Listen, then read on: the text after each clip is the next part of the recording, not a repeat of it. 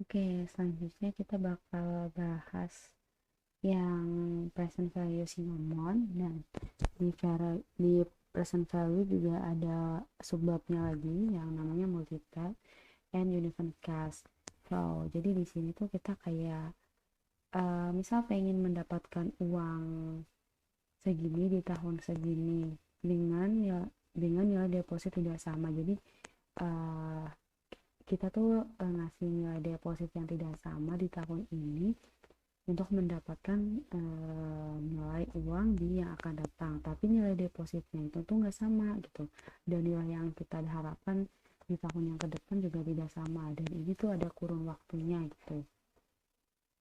Nah, ini ada soalnya.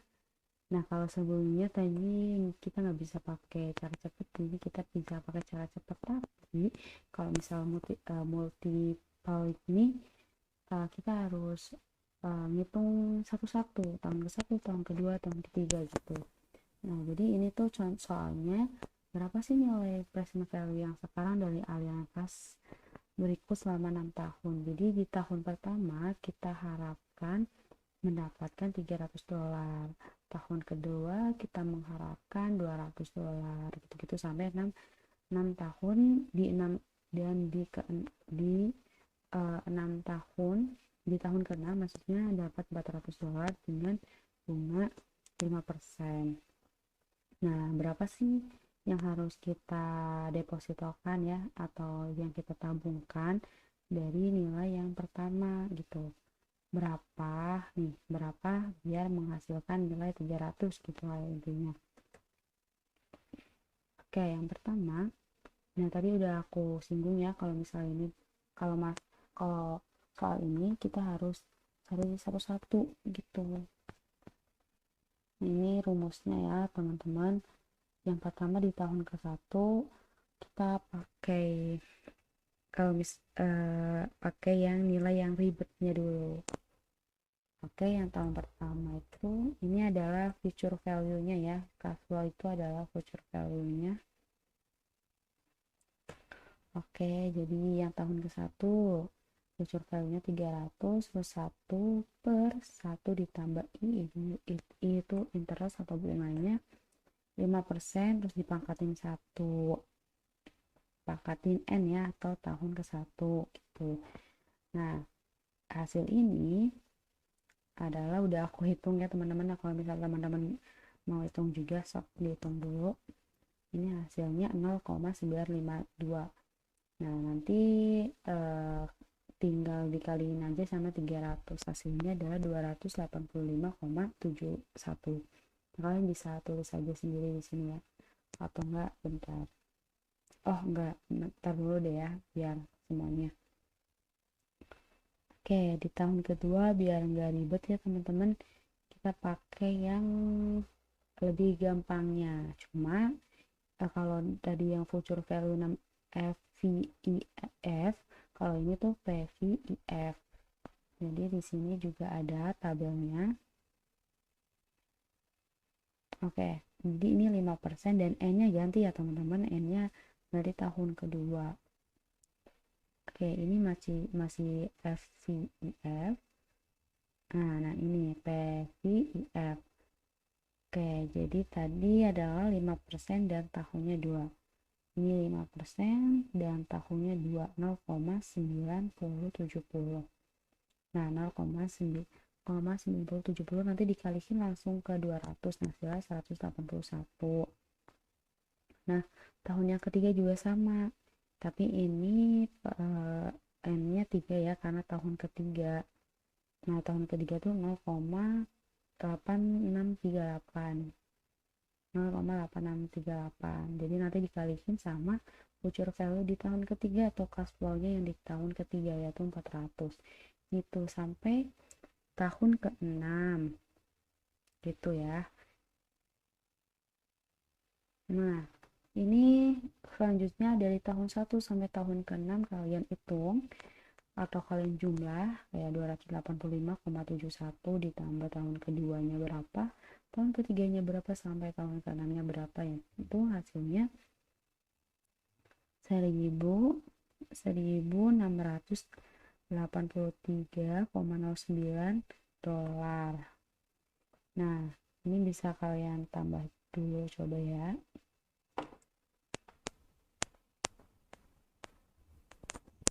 Coba sebelum aku tambahin, kalian juga boleh sambil ngitung ya. Ini 300 ditambah 200 ditambah 400 ditambah 600 ditambah 100 ditambah 400. Ini hasilnya 2000, pas. Oke.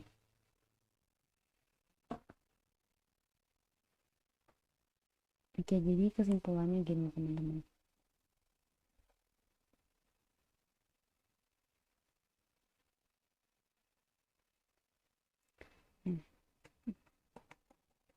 Jadi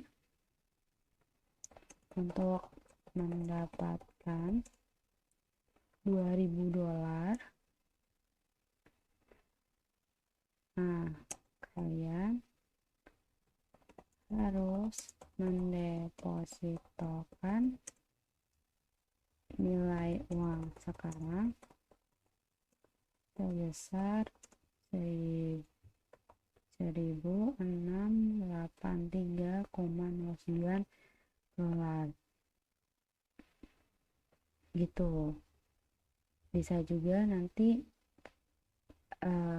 kesimpulannya gini, kayak di tahun pertama kita harus nabung sekian, di tahun kedua kita harus nabung sekian, tahun ketiga gitu-gitu. Oke, tuh.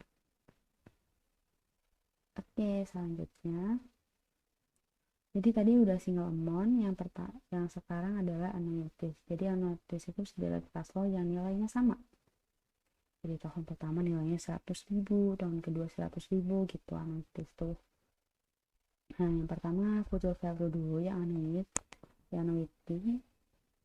Jadi ini adalah rumusnya. Jadi kita bisa pakai rumus yang sederhana juga, tapi jangan lupa di sini ada A.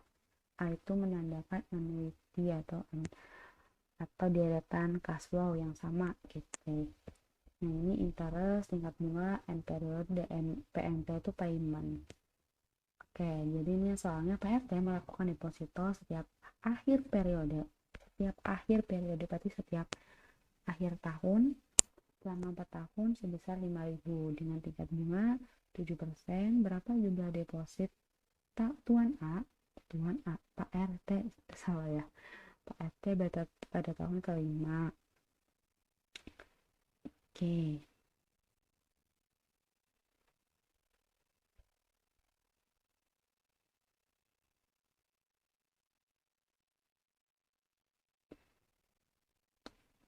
Oke ya. Sebentar.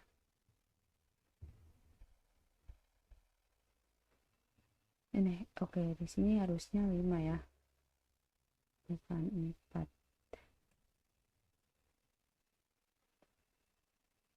Ya, aku tipe.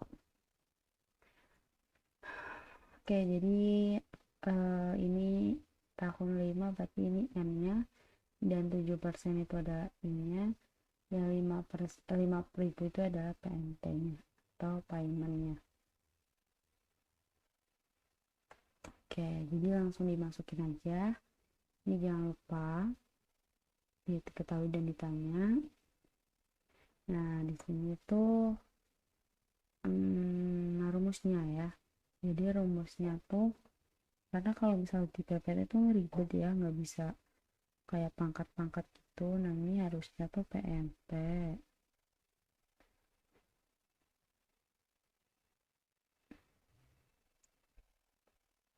kali 1 ditambah I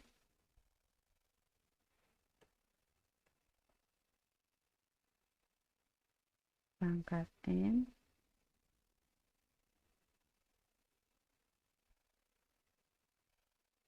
maaf. Oke, kalau dikurang 1, nah baru dibagi I. Nah, oke. Jadi ini 1 ditambah 0,07 atau I-nya, terus pangkatin 1. Nah, habis itu dikurangin 1 baru dibagi I-nya. Jadi yang pertama kalian hitung yang bagian ini dulu. Nah, aku udah hitung hasilnya 0,4026. Kalian bisa hitung sendiri juga. Kalau misal salah bisa dikoreksi ya. Terus dibagi sama interestnya 7%, yaitu 0,07. Terus hasilnya udah aku hitung juga, hasilnya segini. Terus tinggal dikali aja 5.000. Nah, hasilnya ini RP hasilnya 28.757 perak. Oke. Nah, kita juga bisa pakai nilai cepatnya, tapi di sini kita pakai FVIFA kayak yang di sini sebentar.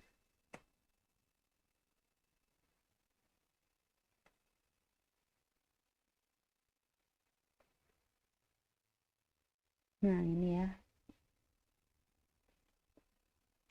Kayak tadi I-nya tuh 7%, M-nya tuh 5. Ini 7%, M-nya 5. Hasilnya 5,7507. Nah, bener ini ya. Ini koma ya, teman-teman, bukan titik. Nanti dikalikan. Nah, hasilnya hampir sama ya, tapi beda di belakangnya. Nah, intinya di sini 28.753. Nah, sebenarnya nih ya, kalau misal kita hitung si Pak RT tuh ngasih uang sebesar 5%. 5.000, maaf. 5.000 setiap akhir tahun selama 5 tahun. Kalau misal nggak ada bunga, nggak ada yang harus diperjuangkan, nggak akan sama kan nilainya. Kalau misal nggak ada bunga, deh nilainya nggak akan sama. Mungkin di tahun kelima Pak RT cuma dapat 25.000 ya teman-teman, karena di sini PT tuh mengorbankan gitu. 5.000 tuh bisa mungkin di dulu banget ya, di tahun 90 kita bisa beli baju, tapi Pak RT lebih lebih mementingkan untuk menabung. Jadi karena anak ada pengorbanan itu, maka adanya penambahan ini yang harusnya cuma dapat 25.000, ternyata di tahun kelima dengan bunga yang 7%, PT dapat narik sebesar 28.000. Jadi di sini ada keuntungan 3.000. Jadi itu kayak gitu teman-teman. Oke, selanjutnya di sini ada present value. Untuk present value sendiri sama sebenarnya, cuma di sini kita mau lihat berapa sih nilai sekarang. Kalau misal kita mendapatkan nilai segini di tahun yang akan datang, itu sama sih sebenarnya, cuma bedanya di annuity ya. Kalau annuity itu ada cash flow yang sama tuh.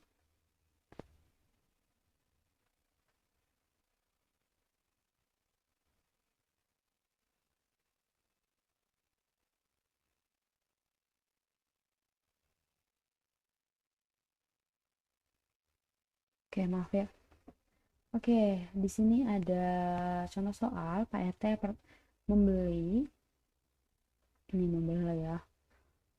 Pak RT ingin membeli apartemen rumah secara kredit, teman-teman, secara kredit sebesar 120.000 dolar dengan bunga 7% selama 10 tahun. Berapa yang harus dikeluarkan Pak RT setiap bulannya? Oke, ini berbeda sama sebelum-sebelumnya ya, karena hakim ini tuh menanyakan berapa yang harus dikeluarkan, berarti berapa yang harus dibayar. Berarti yang ditanya itu PMT-nya ya, jangan terledor ya teman-teman. Jadi ini Pak RT membeli apartemen rumah secara kredit. Oke, jadi kalau secara kredit dia udah tahu nih nilai yang sekarangnya ya, sebesar 100, ini berarti PF-nya. Nilai sekarang sebesar segini karena dia udah bayar secara kredit, tapi nah bunganya tuh N-nya itu 10 tahun. Berapa yang harus dibayar atau dikeluarkan? Oke, jangan lupa ini diketahuinya dulu. Nah, oke ya. Nah, karena di sini berapa yang harus dikeluarkan PT setiap bulan, Jadi setiap bulan dalam setahun, setiap bulan berarti kan 12 bulan kan 1 tahun tuh. Nah, jadi jangan lupa interestnya dibagi dulu teman-teman, karena kan setiap bulan dia bayar, jadi setiap bulan juga dia menanggung bunga kan. Nah, biar lebih gampang dan memang harus dibagi dulu 7%, karena ini 7% itu 1 tahun dan dia bayarnya 12 tahun. Ya, bolak-balik pokoknya intinya gitu ya, kita bagi dulu. Nah, hasilnya tuh segini teman-teman. Nah, M-nya juga kan dia bayarnya 1 bulan ya, bulanan gitu. Jadi 10 dikali 12 dulu, hasilnya 120 bulan. Yang dijawab, yang ditanya PF-nya. Maaf, ini salah. Yang ditanya PMP-nya.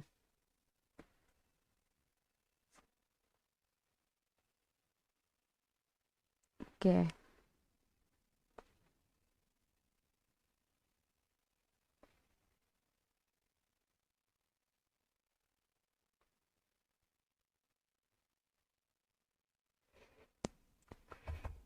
Oke, selanjutnya kita jawab aja, teman-teman. Ini sebenarnya rumusnya kayak gini ya. Ini maaf banget karena kalau di PP tuh susah banget pembagiannya. Nah, aku tulis saja nih soalnya.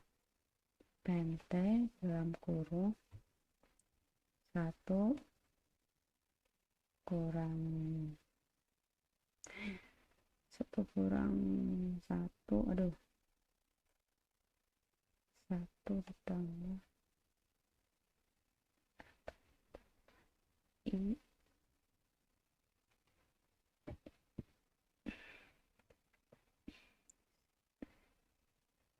terus perangkat N dibagi I. Oke, 6 kurung.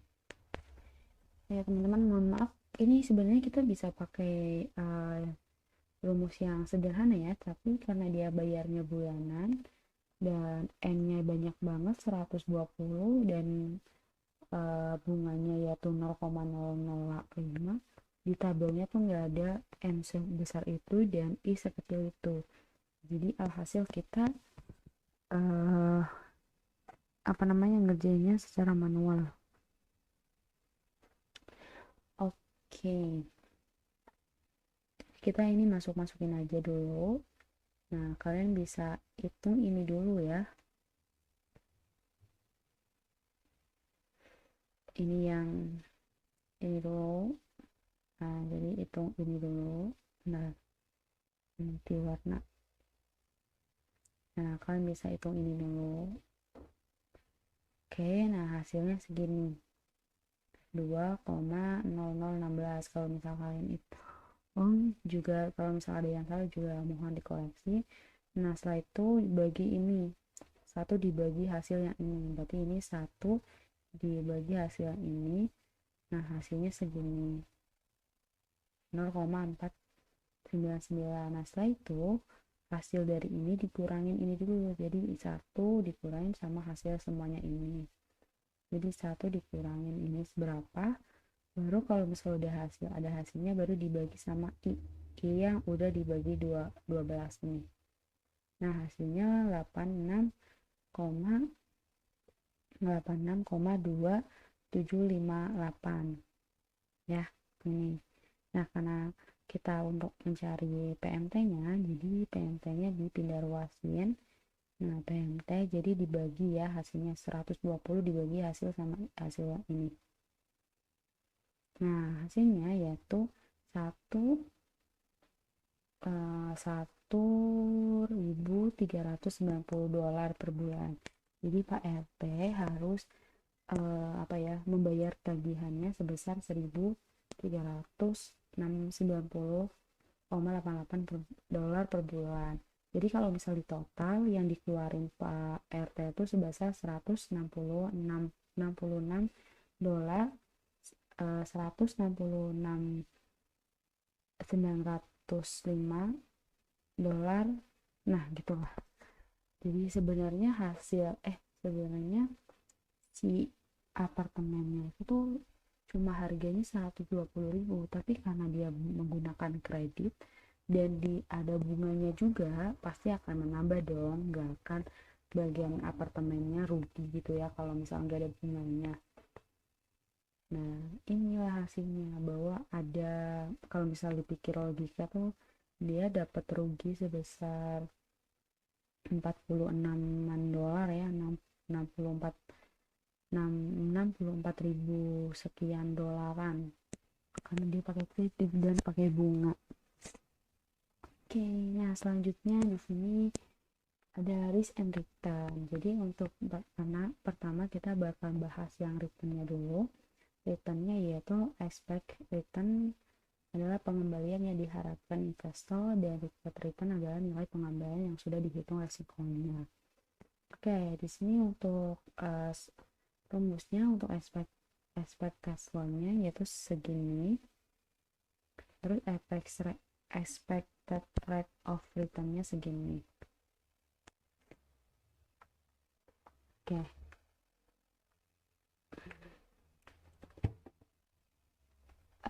Ini keterangannya, N banyaknya kondisi ekonomi, dan XI adalah cash flow pada kondisi ekonomi I, dan PXI itu probabilitasnya. Nah, ini juga sama ya, tapi kalau KI itu rate of return-nya, dan PKI itu probability terjadinya rate of return I. Oke, dan ini ada contoh soalnya yang mana kondisi ekonomi ada beberapa, ada resesi, moderate growth, dan strong growth. Ada probability-nya dan ada cash flow-nya. Oke. Nah, kita disuruh cari expect cash flow sama expect rate of return-nya. Jadi yang pertama kita bakal cari expect cash flow-nya dulu ya.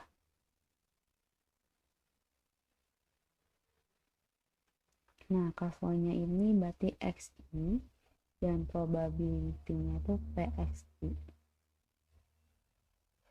Sebenarnya gampang banget guys, karena ini kan ada X bar ya. X bar, dan ini artinya tuh setiap kondisi ditambah tuh, kayak misalnya nih ya, ini kan perkalian ya, XI dikali PXI, jadi tinggal kalikin aja nih guys. Ini 20% kan 0,2 ya, 0,2 dikali cash flow nya pada kondisi resesi 300, jadi ini 0,2 dikali 3000, maaf ya, 3000. Terus yang kondisi yang kedua tuh 35%, berarti 0,35 dikali dengan cash flow nya 4500, dan yang terakhir yaitu 45% dikali 2500. Nah, ditambah-tambah, nah hasilnya segini.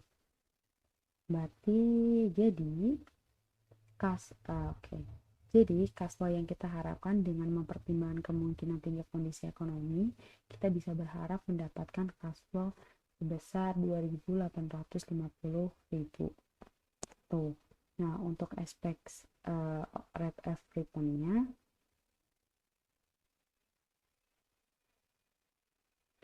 oke, sebentar, ini yang salah ya. Oke, ini tuh nggak ada ya.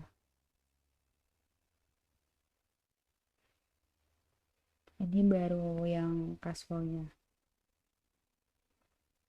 Oke, terus selanjutnya untuk yang expect rate of return, kita harus mencari KI-nya dulu, karena sebelumnya kan nggak ada KI-nya ya. Ini tuh XI, dan ini probability-nya, P-nya. Jadi untuk mencari KI-nya, KI, kita harus melihat bahwa nilai investasinya tuh 60.000 dolar kan. Jadi yang 3.000 ini dibagi sama nilai investasinya berapa. Terus ini juga dibagi sama nilai investasi. Nah, ini juga dibagi sama nilai investasi. Nah, ini adalah hasilnya. Nah, kalau misalnya udah ada hasilnya, kita tinggal kalikin aja teman-teman. Jadi dari hasil ini yang KI dikali sama P-nya, probability-nya. PK-nya. Nah, ini. Oke. Kalau misal udah, nah aku udah ngitung sih teman-teman. Nah, ini hasilnya 0,066, hasilnya 6,6%. Nah, artinya jadi tingkat yang diharapkan dari beberapa kondisi tersebut dapat mendapatkan rate return-nya sebesar 6,6%. Ini persen, maaf ya banyak tipu udah malam. Oke, gitu sih teman-teman. Nah, selanjutnya yaitu resiko yang terakhir. Maaf ya, jadi di video ini tuh cuma ada 2 materi. Kalian bisa lihat di video-video sebelumnya kalau misalnya mau mencari materi yang lain. Tuh di tahun 2021 tuh aku yang ngasih materi itu ada banyak kok materinya, ada materi ya apa namanya manajemen keuangan, laporan keuangan, terus ada saham dan obligasi gitu-gitu. Kalian bisa lihat di tahun 2021-nya ya.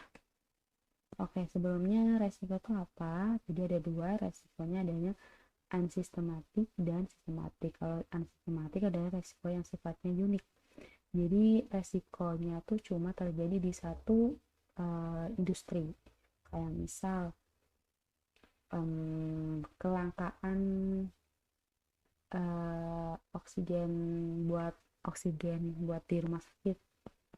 Nah, yang terdampak kan cuma di industri rumah sakit kan. Nah, kayak industri makanan nggak akan terganggu gitu. Nah, itu salah satu resiko yang ya, kan sistematik. Nah, kalau sistematik itu resiko yang tidak bisa dihindari dari seluruh industri. Kayak misal pandemi. Nah, itu kan nggak satu industri doang kan yang terdampak, jadi semuanya terdampak dari makanan, penerbangan, nah lain-lain pokoknya banyak lah. Nah, di sini ada resiko pasar atau market risk. Nah, di sini aku bakal bahas yang single holding period dulu. Untuk market risk, untuk mencari resiko pasar tuh ada 2, average return dan standard deviation. Nah, ini adalah rumusnya. Ini bisa ini sama ya teman-teman, cuma kalau ini tuh KT berarti artinya return in month-nya.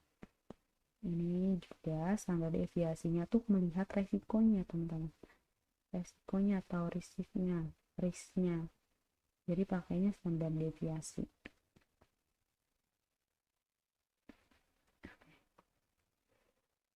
Oke, di sini ada soal, ada bulan Januari, Februari, Maret, April, dan Juni. Nah, hitunglah average return dan standar deviasi dari data tabel tersebut. Jadi di Januari returnnya, jadi kalau kamu investasi di PTX misal ya, pada Januari itu kalian dapat returnnya 45, di Februari itu hasilnya 35, di Maret dapat 20 kali 20 ini dalam dolar ya teman-teman. Jadi kalau yang pertama ini tuh single holding, berarti satu investasi. Misal kalian di sini kasusnya investasi saham doang ya, satu saham doang. Kalau misal kalian investasi saham di PTX, kalau Januari itu dapat return atau timbal balik atau dividen sebesar 45 dolar gitu. Nah, disuruh average return gampang banget guys. Return ini kan K ya, jadi tinggal ditambah-tambah aja guys. 45 ditambah 35 dibagi sama N nya. Nah, N nya itu adalah bulanannya, berarti ini kan 1, 2, 3, 4, 5 kan 5, berarti 165 dibagi 5 hasilnya 33. Terus kita juga disuruh lihat standar deviasi. Untuk standar deviasinya caranya beda ya teman-teman. Jadi ini yang returnnya dikurangin sama hasil average return 33 dipangkatin 2. Oke, terus ditambah 35 kurangi 33 dipangkatin 2. 20 ini dari sini ya, 20 kurangi 33 dipangkatin 2. 15 kurangi 33 pangkatin 2, ini 33 dari sini. Terus hasilnya dibagi 5 kurang 1. Nih, number of month kurang 1. Jadi ini monthnya kan cuma ada 5 ya, 5 bulan dikurangi 1. itu. Nah, ini ini di apa namanya, dihitung dulu, ini juga dihitung dulu, ini juga dihitung dulu, nah ini juga dihitung dulu, semuanya dihitung dulu. Nah, ini hasilnya 144 ditambah 4 169, 324, dan 289. Nah, hasilnya dibagi 4, hasilnya 232,5.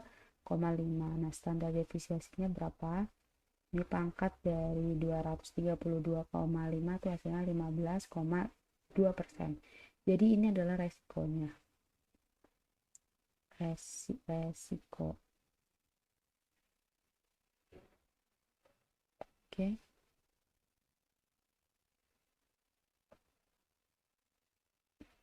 Nah, mungkin ini ya. Jadi jika kita apa ya? berinvestasi di PTX dengan return setiap bulan pada tabel, maka resiko pasarnya sebesar 15,2%. Itu. Nah, selanjutnya thanks. Oke, terima kasih ya teman-teman udah sempetin melihat video ini. Mohon maaf kalau misal banyak kekurangan, banyak tipe mungkin, terus mungkin soalnya cuma beberapa doang, tapi tenang aja ya, udah aku jelasin kalau misal di video-video selanjutnya, di video-video sebelumnya itu banyak soalnya, jadi kalian bisa lihat di video-video sebelumnya. Dan semoga soal ini bisa bermanfaat buat kalian, bisa menambah wawasan kalian, bisa menambah pengetahuan kalian, dan jangan lupa subscribe. Nah, ini aku promosiin. Oke, gitu aja sih teman-teman. Assalamualaikum warahmatullahi wabarakatuh. Semoga Allah mudahkan segalanya.